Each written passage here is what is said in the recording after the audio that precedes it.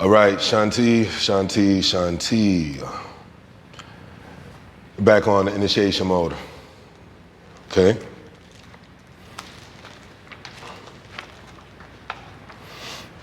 So as far as today, we're going to be going through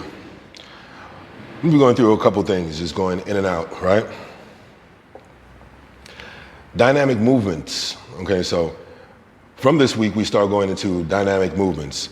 The first month we dealt with the Thefsikem.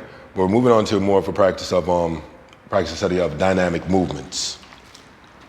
Okay, but that doesn't mean to say that we're just going to leave Thefsikem alone altogether. No, it stays within the practice. So what it looks like now. Before you were practicing Thefsikem every day, right?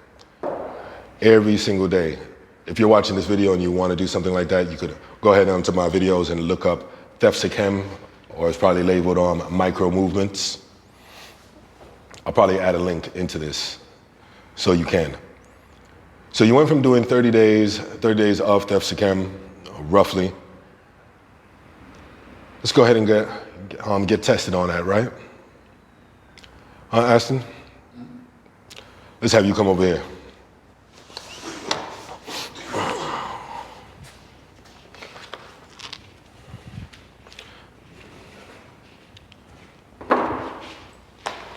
All right,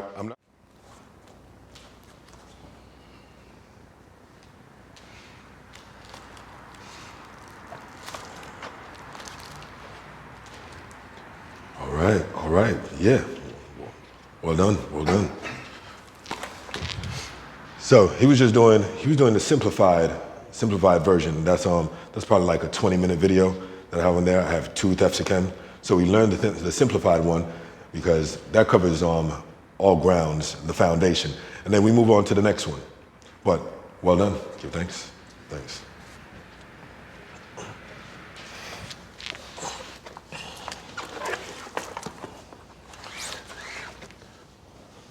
No, by the end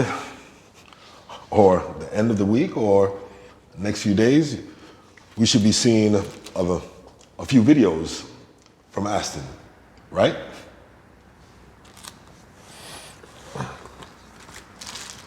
Videos going over the Thefsikem. All right. I'm gonna get in a few things here. I'm gonna put this here on video as well. Even though I'm talking to everyone, you know exactly who I'm talking to at the same time. Those going through the initiation. We're going to start utilizing the Zoom videos better, because I know that we're not. I'm going to want you to start using them as a study tape. So every time I send you the link after every Zoom session that we do. You know, what I want you to do, we have a session, I want you to go home, I want you to study that same link. Download it to your computer, study it. See what points are in there that you're not familiar with, what notes that you need to take. Because each session I'm giving you more. And I want you to practice it. So you're doing one practice here, but you're going home and you're practicing it as well to yourself.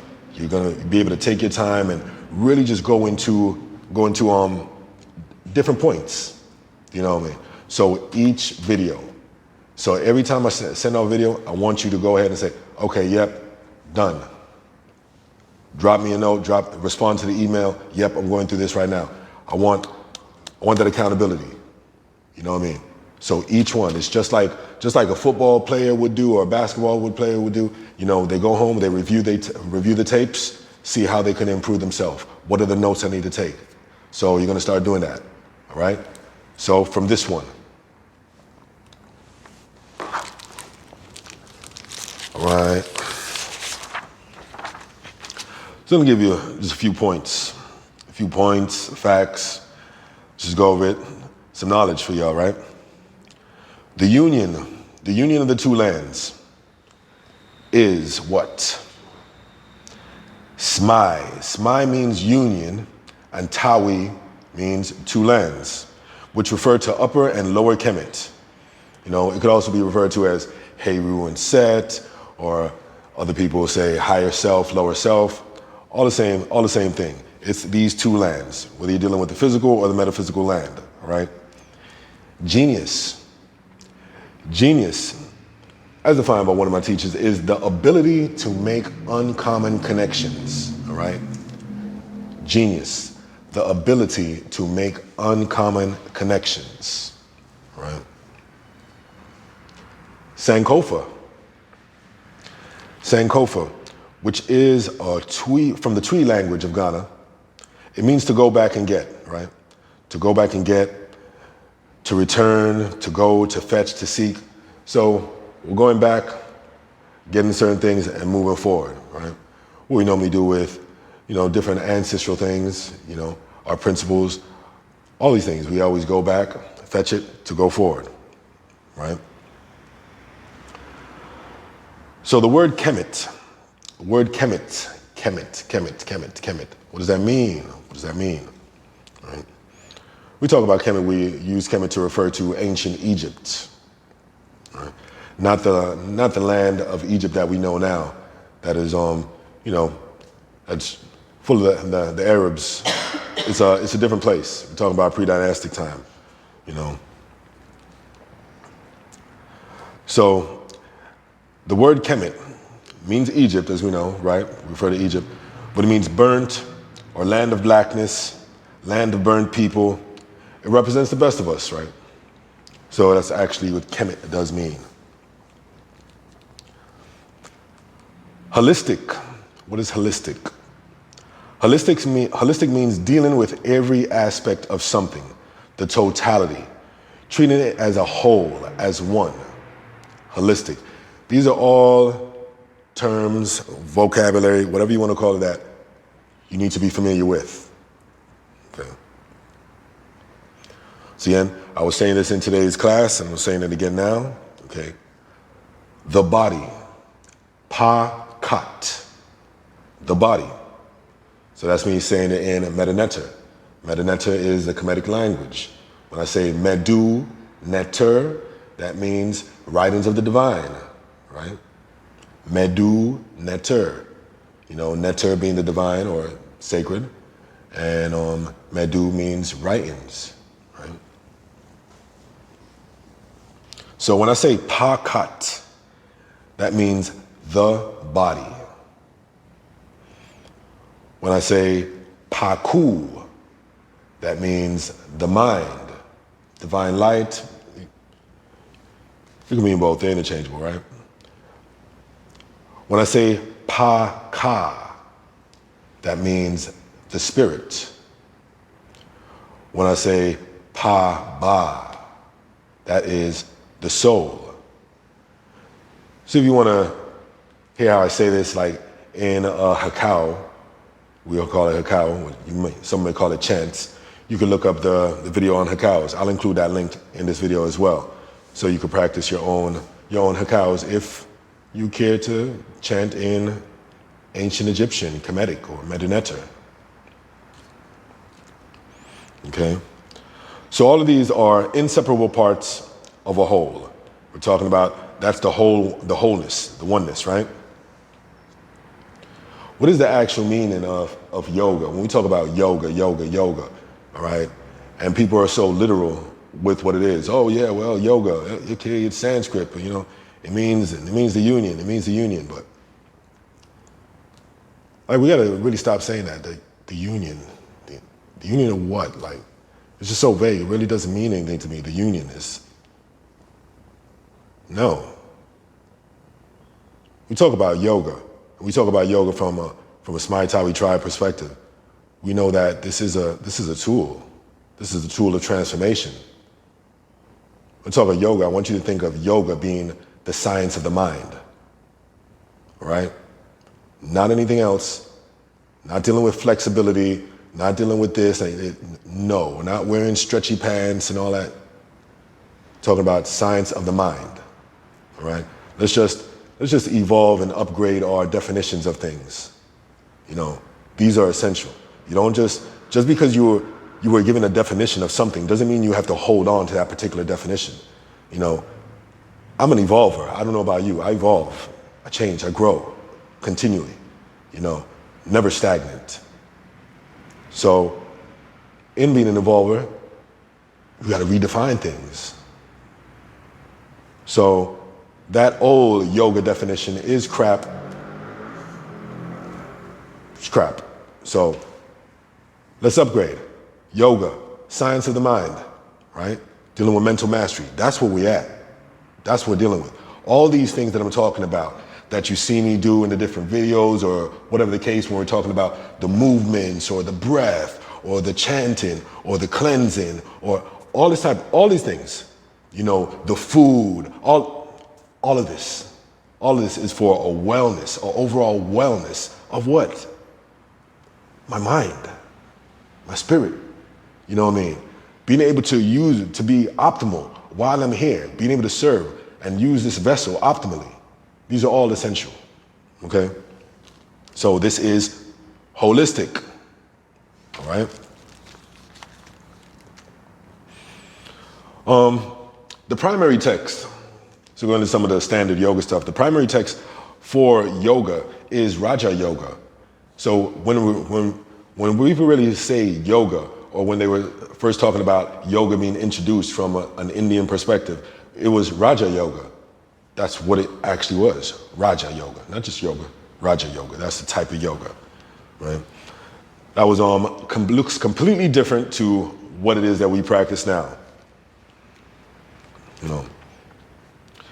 So sutra, I know I built on sutra before, but once again, I'm just continually repeating myself. So if you don't pull it from one place, you'll pull it from another. It's perfectly fine. Sutra, S-U-T-R-A, sutra literally means thread, right? Each sutra being the barest thread of the meaning upon which a teacher might expand by adding his or her beads of experience for the sake of the students. So they talk about, we're talking about for instance, your prayer beads. When you're using your prayer bead, the sutra will be the thread, but then the bead will represent an aspect or a principle of your practice or another jewel. Do you know what I mean? So each bead represents a particular thing. Same way we're going through this from start to finish. We're stringing these different principles and movements and cleansing, and we're stringing all these different forms of energetic work together. Do you know what I mean? We're giving yourself a mala, giving yourself prayer beads. So you can think of it as that. One thing goes into the next, one goes into the next. Everything is connected. Do you know what I mean? So you can't just think about removing one thing without affecting everything else. Okay? So within those sutras, definitely want you to get to a point where you have the Yoga Sutras of Patanjali, this book in particular. This version, I know there's tons of versions, but this is a great version. It's the translation of it is very simple, easy to understand. And this particular Swami Satchidananda, is great. I don't read it like a book from start to finish. No, I go into it here and there, and I'll just meditate on just one sutra at a time. I could use this as a meditation if I want, or after my meditation, just turn to some random part, reflect on a sutra, and then hold that within my heavens, right? That's how I go into this.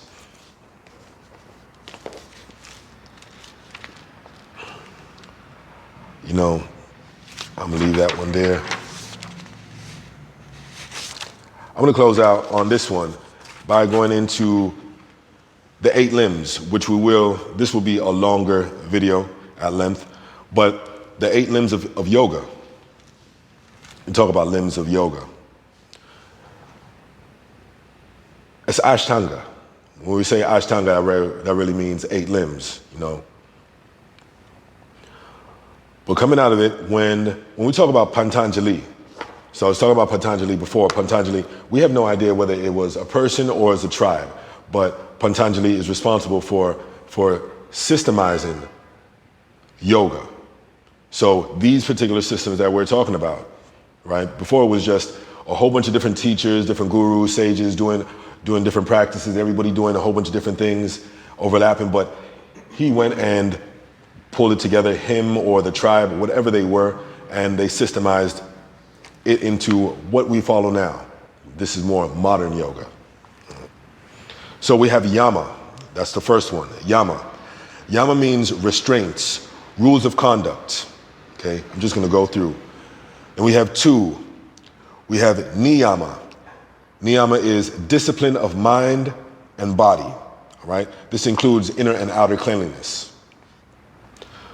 We have three, asana, which is steady posture, poise, balance, you know. 4, pranayama, breathing technique.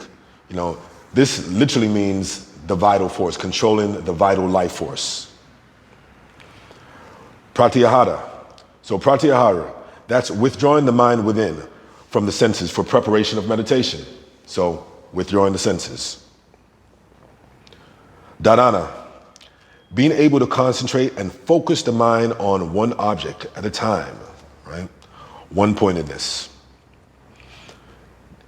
Dhyana, meditation, the ability to focus the mind on one thing or nothing indefinitely.